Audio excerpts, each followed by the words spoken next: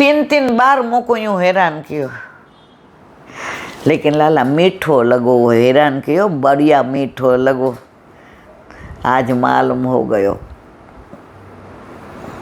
कि सामने जी के पास बाग बंधवानी थी, वाह के लिए तूने तीन बार मोको यूं कियो नहीं लाला। ठाकुर जी मंदे मंदे मुस्काया। तो आजे पण व्रजमां होय के आपણા ઘરમાં હોય, આવું બને છે, બને છે। એક વૈષ્ણવ કે એકવાર મેં ઈલાબેન શેરો કાઢ્યો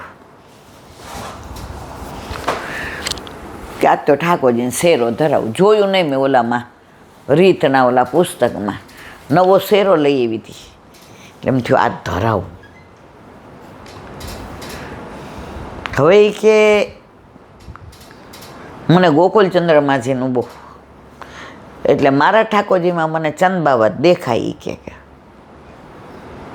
એટલે શેરો, પછી માળાજી, કર્ણફૂલ,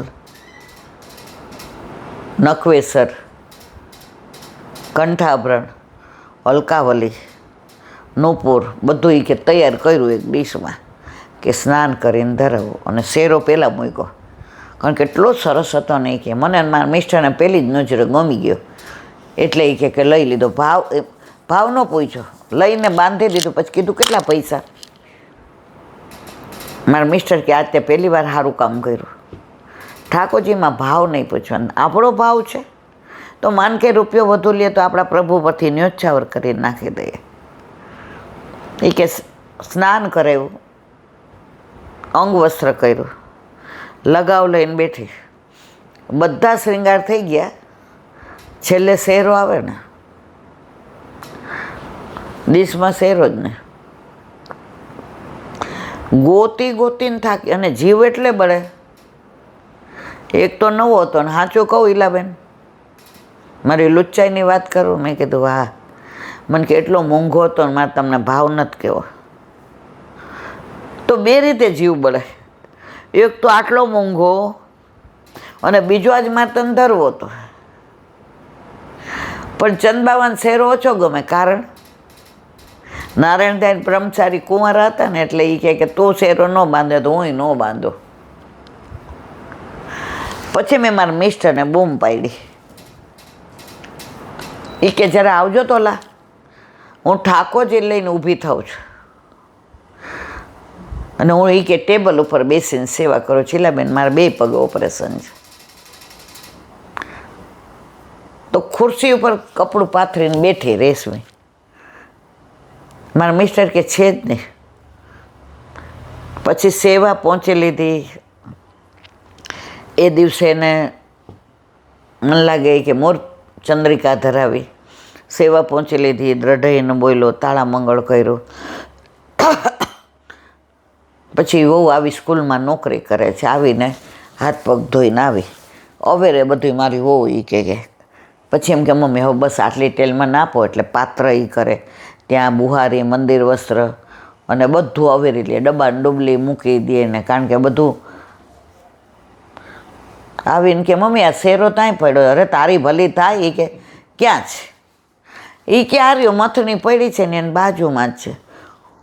મેં ને તારા પપ્પાએ અડધો કલાક સુધી શેરો ગોઈતો, પણ આને ધરવો નહોતો, તો નો જ ધર્યો।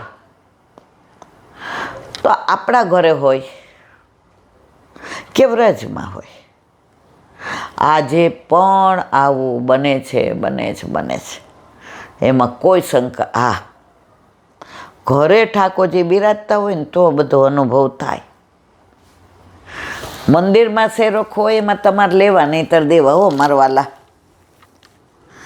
એમાં તો એક ખોય બીજો લઈ લે। આપણા ઘરે તો બધું સમજીને જ હોય।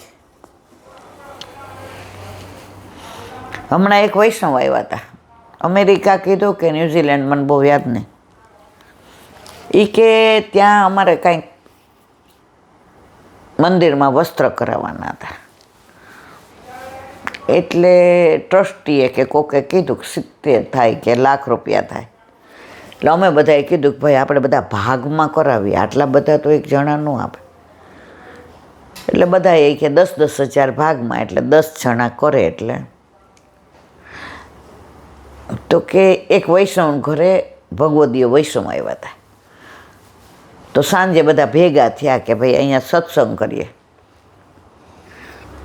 એટલે પછી અમે કીધું, બા તમારામાં ભાગ લેવો છે ₹1,00,000 આવી રીતે મંદિરમાં? એ કાંઈ બોલ્યા જ નહીં. અમે કીધું, બા તમે હા પાડો છો કે ના પાડો છો? એ કે તમારા ઘરે ઠાકોરજી બિરાજે છે? કે હા. પોસ્ટ કરાવેલા? તો કે હા. કેટલા ભાગે આવ્યા? એ કે 10,000. એ કે તમારા ઠાકોરજીને ₹1,000 વસ્ત્ર ધરાવ્યું છે કોઈ દિવસ? અમારા ઠાકોરજીને તો છે, પોસ્ટ કરાવ્યા ત્યારે જ લીધા છે. કે કેટલો વખત થયો? કે 8 વર્ષથી પોસ્ટ કરાવ્યા છે. તો કે 8 વર્ષથી છે, પછી ₹1,000 લીધું ક્યારે? પણ છે તમારા ઘરે તમારા માથે બિરાજતા તમારા ઠાકોરજીને ₹1,000 વસ્ત્ર નથી લીધું 8 વર્ષથી, અને આ 10,000 દેવાના છે. તમારી વાહવા થાય કે આ લોકોએ બનાવડાવ્યો, તમે દ્યો, વાંધો નથી, એ ઠાકોરજી છે, અમે રાજી છીએ, પણ હારે તમારા ઠાકોરજીનું તો કંઈક કરાવો. પણ આ ક્યારે ભાવ થાય? જ્યારે આપણા ઘરે આપણા માથે આપણા ઠાકોરજી બિરાજતા હોય તો. જો મંદિરમાં જવું જોઈએ, હું પોતે જાઉં છું, કયા વસ્ત્ર ધારણ કરાવવાના, કઈ પીછવાય, કયા કીર્તન, આટલા બધા વૈષ્ણવ મળે, એમાં કોઈ ભગવદી આપણને જય શ્રી કૃષ્ણ હાથ પકડીને કરે તો આપણો બેડો પાર થઈ જાય. પણ આપણા ઠાકોરજીના ભોગે નહીં. આજે જ મેં સાંભળ્યું, એ કે અર્જુન આવ્યો તો ઠાકોરજી પાસે, કુરુક્ષેત્રમાં યુદ્ધ નક્કી થયું, ને દુર્યોધન આવ્યો હતો. તો કે દુર્યોધન 23 અક્ષરની સેના લઈ ગયો. ઠાકોરજીએ કીધું, અર્જુન તે ભૂલ કરી હોય. કે એક તો તમારી પાસે આમે સેના ઓછી છે, તમે તો પાંડવોય 5, આ તો 100 કૌરવો, પાછા ભીષ્મ પિતામહ એની બાજુ, દ્રોણાચાર્ય એની બાજુ, અશ્વસ્થામાં એની બાજુ, કૃપાચાર્ય એની બાજુ, સલ્વ એની બાજુ, અને તમે તારે માગવા જેવી હતી સેના, અને તે હું માગ્યું? એ કે પ્રભુ 1 મિનિટ, તે મને માગ્યો? એ કે ના, હું સેના માગવાય નથી આવ્યો, તમને માગવાય નથી આવ્યો. એ કે હે, શું કહેવા માગસ અર્જુન? પ્રભુ હું જે કહેવા માગું તે આ જ, હું સેના માગવાય નથી આવ્યો, હું આપને માગવાય, હું મને તમને સોંપવા આવ્યો છું, સર્વસ્વ સમર્પણ. પ્રભુ આ 2 હાથ, આ મસ્તક, આ અર્જુન તમારો, તમારા શરણે, આશ્રય તમારો. હવે તમારે જે કરવું હોય કરો. હવે જીતું તોય આબરૂ તમારી જાય ને હારું તોય. સર્વસ્વ સમર્પણ કરી દીધું. પછી ઠાકોરજી જે લીલા કરી આપણે જાણીએ જ. જીત કોની થઈ? શરણાગતની. તો આપણે મારવાલા સર્વસ્વ સમર્પણ કરી દીધું. ભલે લુચ્ચા છીએ, મકાન તારું કહીને આપણું નામ જ બહાર હોય તકતીમાં. એડ્રેસ આપીએ તો કઈ ઈલાબેન દેસાઈ, C141, CP નગર, પાર્ટ 1, નિયર સેન્ટ્રલ બેંક, ગોપાલધામની શેરીમાં, અમદાવાદ 61. તો ઠાકોરજી કે કાંઈ વાંધો નહીં, તું મારી છો ને, ભલે. તો અર્જુન, એટલે આપણે અર્જુનની વાત ભૂલી ગયા, ઓલું કરતા હતા કે અર્જુન કેમ આટલો બધો ઠાકોરજીનો મિત્ર વાલો? તો અર્જુનના પ્રેમને પ્રભુએ પામી ગયા હતા. એ તો પ્રેમ કી બાત હે ઉધો. અર્જુન એટલો બધો પ્રેમી હતો, એટલો બધો પ્રેમ કરતો હતો કે 5 પાંડવોમાં ઠાકોરજીએ એને મિત્ર તરીકે પસંદ કર્યો. તો આટલા બધા વૈષ્ણવ છે દુનિયામાં, તો આટલાના ઘરે જ કેમ ઠાકોરજી બિરાજે છે? એ પ્રેમી ભક્તો છે. એ ઠાકોરજીનો અનહદ પ્રેમ કરે છે. એટલે વલ્લભ કે અહીંયા લાડ કરાવશે, અહીંયા પધરાવો. એટલે વલ્લભભાઈ આપણું સિલેક્શન કર્યું છે. એમને ઠાકોરજી આપણા ઘર નથી એવા મારવાલા. બોલો વલ્લભાધીશ કી જય. વ્રજ વિહાર. નવનીત પ્રિય શાસ્ત્રીને ભગવત સ્મરણ.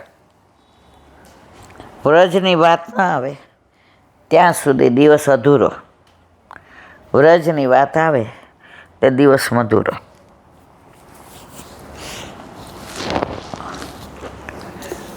આજે જ એક કુંજેવરા નામનું ગામ છે. ગામ વનથી ને 1.5 કિલોમીટર થાય. તો એનું વાંચ્યું મેં. ઠાકોરજી ગોકુળ છોડીને મથુરા જતા હતા કે નંદગાંવ છોડીને. એટલે ગોપીઓએ વિનંતી કરી, પ્રભુ તમે અમને છોડીને ના જાઓ. આ બધુંય આપણે જાણીએ. તો ઠાકોરજી તો પરમ ચતુર સુજન, ચતુર શિરોમણી. એ કે ગોપીઓ એક શરતે ના જાઓ, અત્યારે ને અત્યારે હાથી લઈ આવો અને એની ઉપર સવારી કરાવો તો હું ના જાઉં. બધી ગોપીઓએ દોડાદોડ કરી, ક્યાંય હાથી ન મળ્યો. તો 9 ગોપીઓએ ભેગી થઈને હાથી બની ગઈ. કેવી કળાકારીગીરી! કોઈએ ચોટલો આમ રાખ્યો એટલે પૂંછડી થઈ ગઈ, કોઈએ પગ આમ રાખ્યા તો હાથ થઈ ગયા, કોઈએ મોઢું લટકતું રાખ્યું તો સૂંઢ થઈ ગઈ અને હાથી બની ગયો. મેં આજે આમાં મૂક્યું છે વલ્લભ સત્સંગ મંડળમાં. આખું ચિત્રજી તમે જુઓ. આ એ ગામનું નામ કુંજવેરા ગામ. અને પ્રભુને એના ઉપર સવારી કરાવી. એ કે પ્રભુ હવે નહીં જાઓ ને, એ કે જઈને પાછો આવીશ. તમને સાચી હાથો ન મળ્યો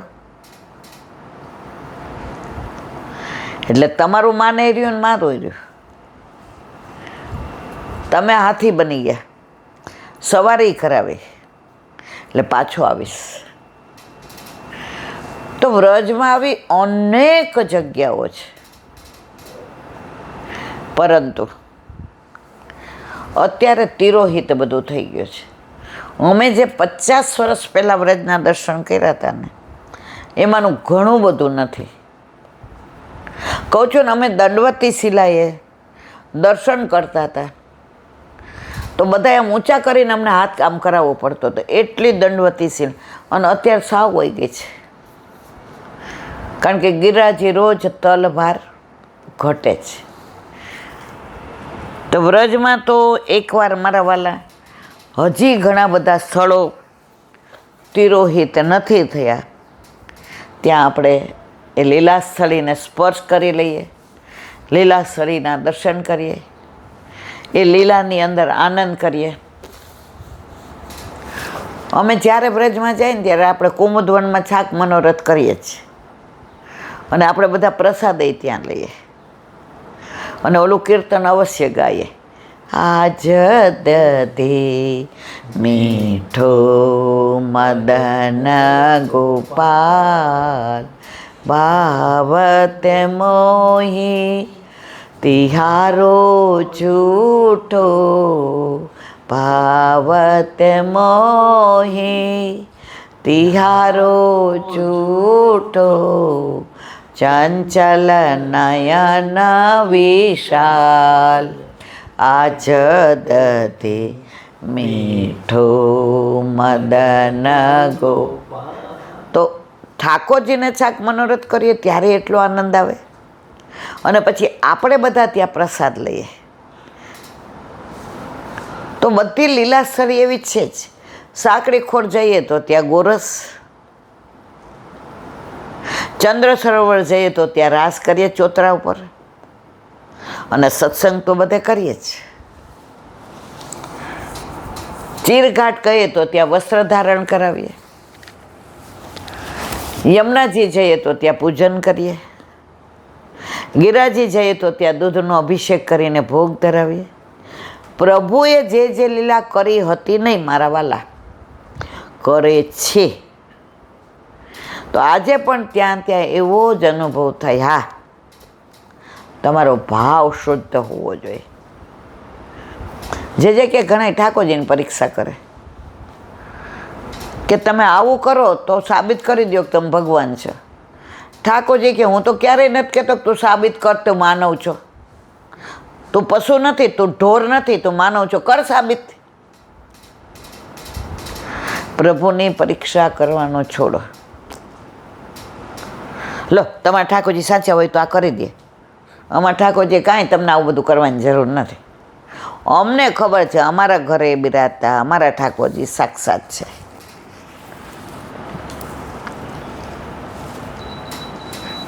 એક મિનિટ, કોઈ અવાજ આવ્યો શું?